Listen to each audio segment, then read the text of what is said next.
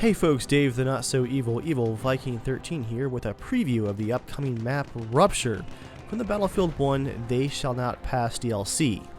It's playable right now on the Battlefield 1 Community Test Program servers, and as you might be able to hear, this weekend I have been fighting off a bit of the flu. And seeing I really couldn't talk a whole lot without coughing, I spent a lot of time trying out this new map, which was the only one on rotation all weekend.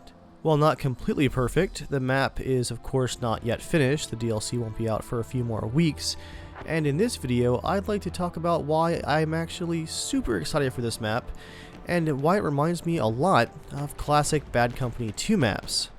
Even though I tend to sway more towards larger maps in any game that I play, but especially the Battlefield series, this medium-small map might end up being one of my favorites. Just to set the mood, check out this new music here from the DLC.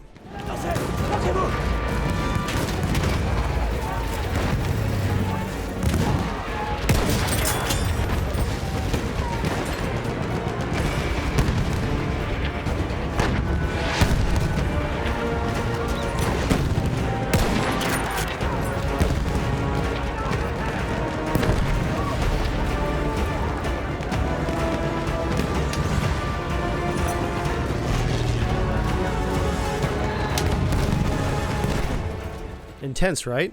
Well, that's the word that I would use to describe the overall experience here on Rupture. Intense. What really caught my attention, and why I'm very glad that I decided to go ahead and hop on to CTE this weekend while I was sick, is that I had a blast playing as every single class of vehicle and infantry here on the map. Again, the map is not without its flaws, but I want to leave those for last. First, let's talk about why I was inspired to actually make a video about this. Why did I have so much fun this weekend with Rupture? To be honest, even as a large map person, like I mentioned earlier in the video, I think the size of Rupture has a lot to do with it. It's a really fantastic size to help with having fun with all of the different classes and the vehicles. There's a lot of really intense choke points. In fact, the primary viaduct bridge seen in the middle of the map I noticed in the first trailer for the DLC, the first footage of that new Frontlines game mode, and this became the map that I was most interested in right away. It reminded me a lot of some of the small choke points in Bad Company 2, and additionally of maps in Battlefield 2 way back in 2005 that heavily featured dams and bridges as tactical choke points for the battle. Sure, one of the staples of the Battlefield series is the ability to flank just about anywhere, but it's always great in Conquest mode to see a map that is not afraid to focus things in a few key areas. And for this bridge in particular here on Rupture, it is fully destructible. If the bridge goes down, infantry can still swim across or fight their way across the rubble below the bridge. Tanks, though, will have to take the long way around, either in a muddy crossing to, I think it's the north, or a smaller bridge to the south. Additionally, I'm pretty sure that there are a few shallow spots where vehicles can cross as well, but the water appears to be a little bit glitchy and very opaque right now, so it's hard to see the bottom. I didn't want to use a bunch of my team's vehicles to figure out where exactly those extra crossing points might be just yet.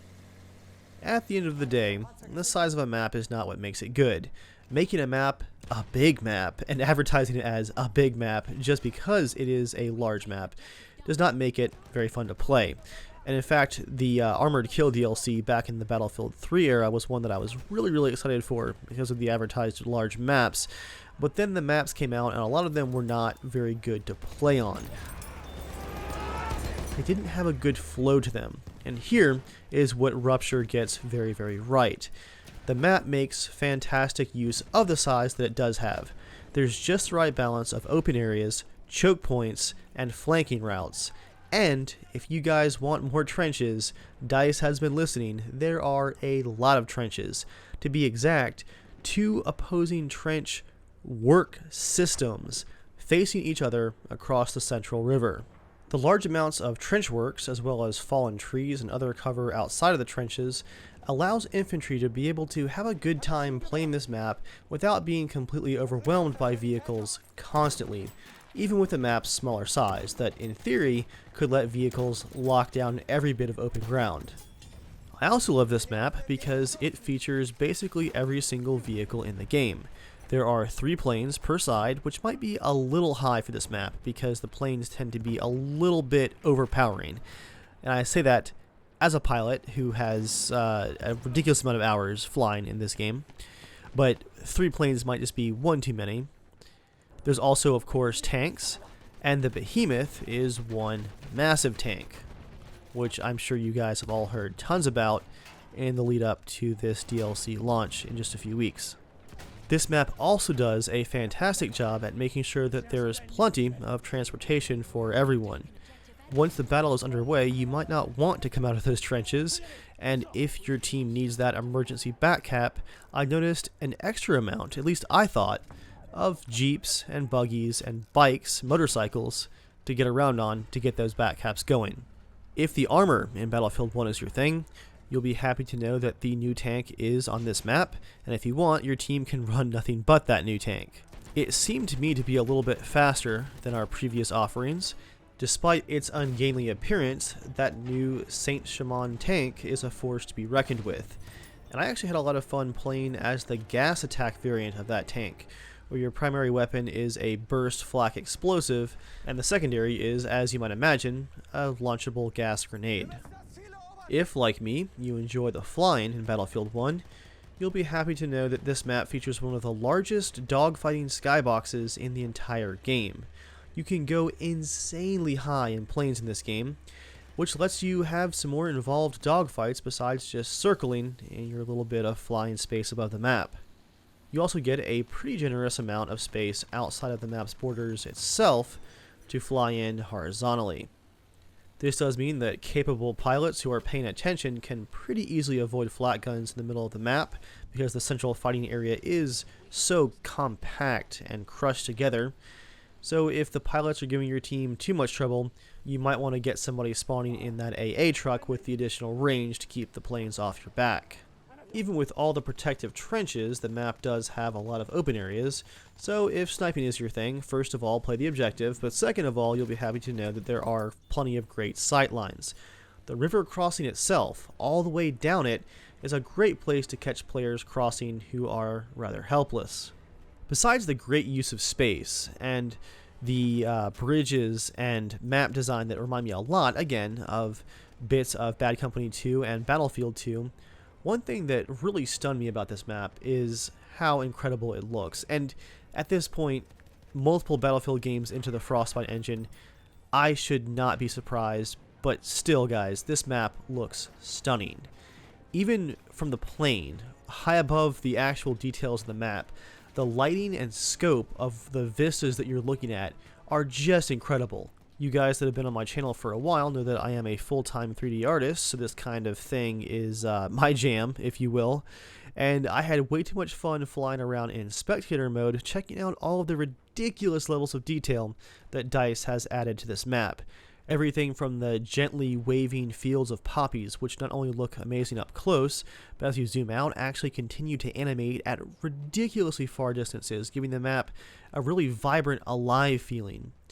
But you've also got dramatic lighting in the clouds, and the weather shifts, both the fog and the storms, and even just the cloudiness, can dramatically change the tone of the map, while still letting all the detail and small bits of micro-texturing that they have added to the map really shine. Yes, this is actually footage of me staring at root textures, because look at all that detail, that's just awesome. Fantastic attention to detail from DICE. To wrap things up here before I completely lose my voice, let me talk about a couple of the issues that I have noticed with the map. First of all, there is a really bad spawn trapping problem, and this surprised me because looking at the map, the designers have added a ton of cover leading out of the spawns. There are kind of rolling farm fields with hay bales and stone fences and roads that crisscross with gullies. There's a lot of cover. But if a team can lock down just four flags, they can spawn trap the other team and spread their lines out, capture that fifth flag, and pin the team in their spawn. Despite all the cover, the other team very rarely broke out of that spawn trap that I saw. And this happened to both teams, both French and German, if the teams were pretty unbalanced. Honestly though, outside of the slightly OP plane issue, which could probably be solved by just bringing the number of planes down to 2 instead of 3, the spawn trapping was really the only major balance issue that I saw with the entire map. I played close to 9 hours of it this weekend while I've been sick, and I played for so long because it was so much fun. It wasn't just that it was a new map, it's that it was a new, well-designed, beautiful-looking, and intense map, and I had fun working on the weapons for all the different classes so far. If you guys get a chance, hop into CTE and check it out. Otherwise, I believe it launches sometime in mid-March. That's my first impressions of the Rupture map, and I hope you get a chance to try out the rest here soon. If they're anything like Rupture, though, we are going to be in for a treat. Hope you guys enjoyed the video. Subscribe if you'd like to see more. Thanks for watching, and I'll see you next time.